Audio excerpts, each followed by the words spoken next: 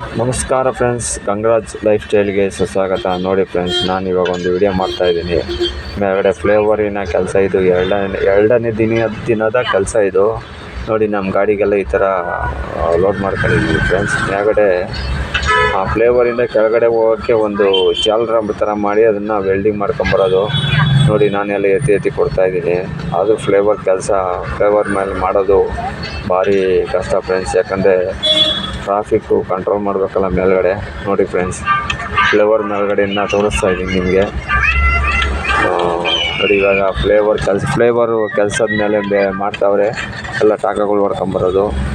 ನೋಡಿ ಫ್ರೆಂಡ್ಸ್, ಮೇಲ್ಗಡೆ ಕುಂತಿದ್ದೀನಿ ಇವಾಗ. ಮೆಟ್ರೋ ರೈಲ್ಗಳು ಹೆಂಗೆ ಓಡಾಡ್ತವೆ ಫ್ಲೇವರ್ ಮೇಲೆ ನಿಮಗೆ ತೋರಿಸ್ತಾ ಇದ್ದೀನಿ. ಅಂದರೆ ತುಂಬ ಫ್ಲೇವರ್ ಮೇಲೆ ಕೆಲಸ ಮಾಡೋದು ಭಾಳ ಕಷ್ಟ ಇದೆ ಫ್ರೆಂಡ್ಸ್. ಸಿಕ್ಕಾಪಟ್ಟೆ ಟ್ರಾಫಿಕ್ ಆಗ್ಬಿಡ್ತದೆ ಮೇಲೆ. ಹೀಗಾಗಿ ಫ್ಲೇವರ್ ಕೆಲಸ ತುಂಬ ಕಷ್ಟ. ನೋಡಿ ಫ್ರೆಂಡ್ಸ್, ಡ್ರೈವರ್ಗಳ ಕೆಲಸ ಎಷ್ಟೊಂದು ಕಷ್ಟ ಅಂತ ನಿಮಗೂ ಗೊತ್ತಾಗ್ತದೆ. ನೋಡಿ ಫ್ರೆಂಡ್ಸ್, ಟ್ರಾಫಿಕ್ ಅವಾಯ್ಡ್ ಮಾಡೋಕ್ಕೆ ಆ ಥರ ಇಟ್ಕೊಂಡು ಟ್ರಾಫಿಕ್ ನೋಡಿ ಫ್ರೆಂಡ್ಸ್ ಯಾವತ್ತೇ ಇದೆ ಆ ಥರ ಐತೆ. ಇಟ್ಕೊಂಡು ನಾವು ವೆಲ್ಡಿಂಗ್ ಮಾಡ್ಕೊಂಬರ್ಬೇಕು. ಇದು ವಿಡಿಯೋ ನಿಮಗೆ ತೋರಿಸೋಣ ಅಂತೇಳಿ ತೋರಿಸ್ತಾ ಇದ್ದೀನಿ ಫ್ರೆಂಡ್ಸ್.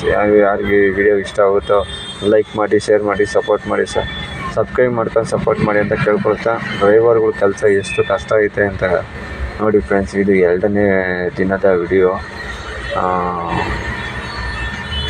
ನೋಡಿ ಫ್ರೆಂಡ್ಸ್, ಈ ರೀತಿ ಗಾಡಿ ನಿಲ್ಲಿಸ್ಕೊಂಡು ಅದರೊಳಗಡೆ ಜನರೇಟರ್ ಎಲ್ಲ ಇಟ್ಕೊಂಡು ಈ ರೀತಿ ಕೆಲಸ ಮಾಡಬೇಕು.